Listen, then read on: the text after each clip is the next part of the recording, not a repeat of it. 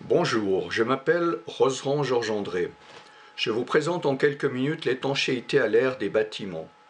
Une enveloppe de bâtiment étanche à l'air permet de contrôler le débit d'air de ventilation, réduire les sources de pollution extérieure, éviter les dégâts dus à la condensation d'eau par les inétanchéités et d'éviter les courants d'air désagréables.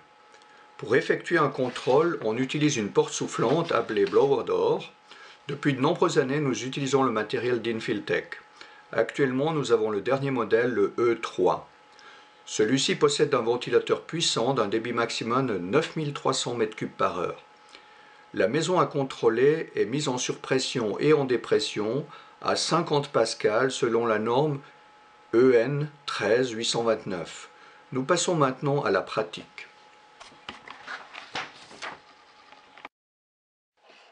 Voici le matériel qui sera utilisé.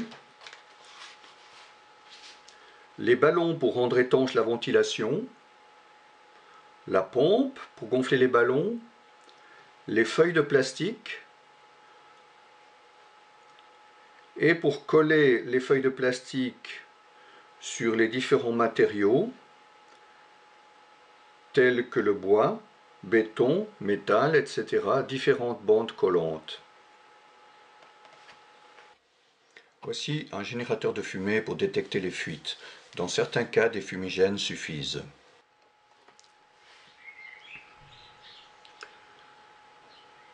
Voilà le ventilateur, la pièce principale de tout le système, que nous allons sortir de sa housse de protection.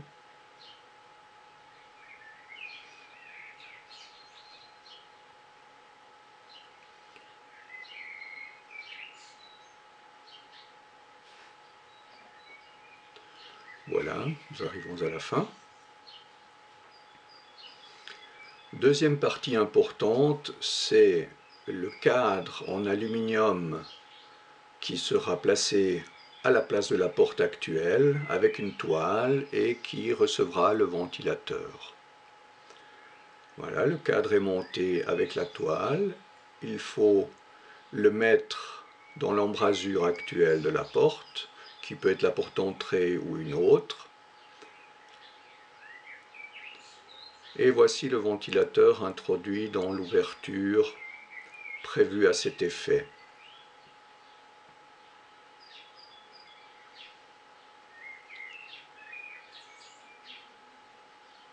Cette commande permet de régler le débit, ce qui permettra aussi d'influencer sur la pression ou la dépression dans le bâtiment par rapport à l'extérieur.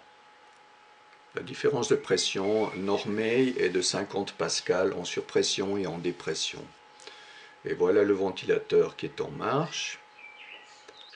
Ici, vous avez l'appareil de mesure qui permettra de mesurer le débit et la pression qui sera relié à un ordinateur.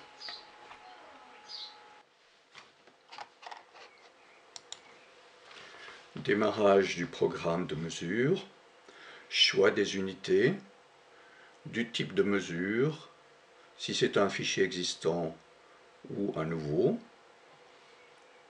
Avec un fichier ancien comme celui-ci, nous voyons toutes les données du propriétaire, de l'adresse et les caractéristiques du bâtiment, volume, surface, hauteur. Et là, les résultats en fonction des pressions, débit, pression, et sous forme de graphique, tous les résultats. Bien entendu, toutes ces valeurs seront reprises dans le rapport final.